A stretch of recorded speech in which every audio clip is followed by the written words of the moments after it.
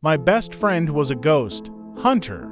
I wish I never went. Come on. The voice was distant but still clear.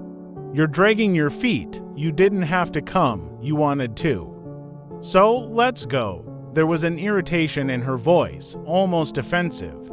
I groaned and steadied my pace, walking a bit faster.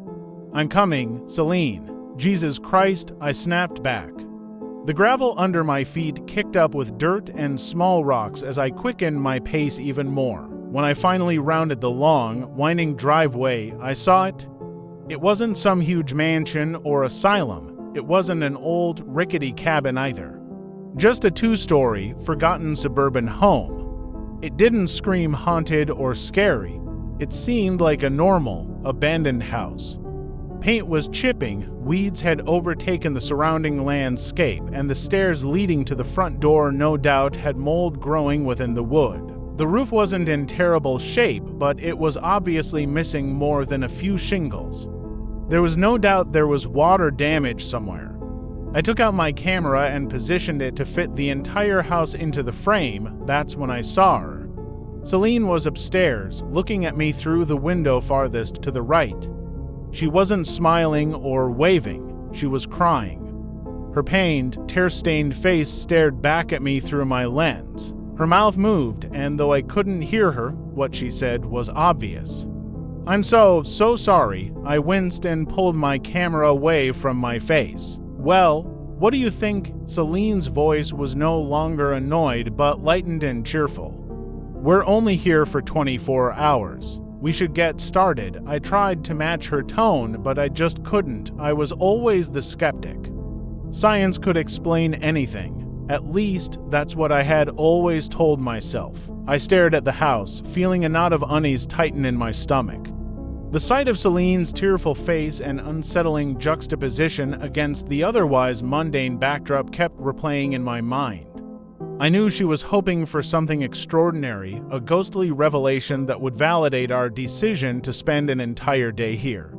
For her, this was an adventure. For me, it was a test of my disbelief. Celine's footsteps approached, snapping me out of my reverie. Are you ready? She asked, trying to sound as if this were just another day at the office. I took a deep breath, pushing my lingering doubts aside. Yeah, I'm ready. I forced a smile and followed her up the front steps. Each creak of the stairs seemed louder than it probably was, or maybe it was just my heightened awareness. The door groaned open with a heavy sigh, and we stepped into the musty interior. Dust motes danced in the beams of sunlight streaming through the dirty windows. The air was thick with the smell of mildew and age, and I could almost hear the house itself whispering secrets I had no intention of unraveling. Celine's excitement was palpable as she darted from room to room, setting up her equipment with practiced precision. She was all enthusiasm, eagerly capturing every corner with her camera, talking animatedly about potential hotspots for paranormal activity. I took a more methodical approach, slowly scanning each room with my camera, trying to find any logical explanation for the eeriness of the place. My skepticism was my armor, shielding me from the emotional weight of the house. I was determined to find a rational reason for everything. The house's layout was predictable, but it had its own subtle charm beneath the decay. Old family portraits hung crookedly on the walls, and a once grand fireplace now sat cold and empty, surrounded by tarnished, broken furniture. Nothing seemed out of the ordinary until we reached the attic. The attic was different.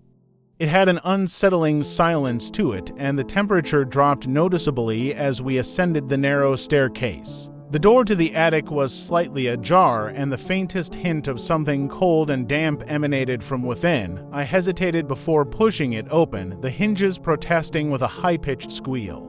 Inside, the attic was a cluttered mess of old trunks, dusty sheets, and cobwebs. A single, small window let in a sliver of light, casting long, eerie shadows. As I moved the camera around, I couldn't shake the feeling that we were being watched, or perhaps that something was waiting for us to uncover it. Celine, oblivious to my growing discomfort, set up her equipment in the center of the room. "This is where we'll get the most activity," she declared, her voice echoing with a mix of excitement and reverence. I nodded, trying to ignore the shiver crawling down my spine. I was about to suggest we start documenting when I noticed something odd. A small, dusty mirror propped against the wall, partially obscured by an old blanket. The mirror's surface was foggy and tarnished, but there was something oddly compelling about it. I moved closer, the camera hanging by my side, and wiped a spot on the mirror. For a moment, the reflection was just a hazy blur, but then something caught my eye. In the murky glass, a figure seemed to materialize, a fleeting image of Celine, but not quite right.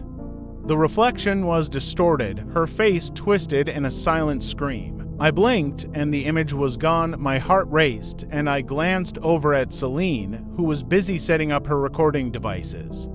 I couldn't tell her what I'd seen, not yet. Not until I had more evidence, or at least a plausible explanation. With a deep breath, I turned my attention back to the mirror. I would have to keep my wits about me. Whatever was happening here, I had to stay grounded in reality at least until I could prove otherwise. Like and follow for more.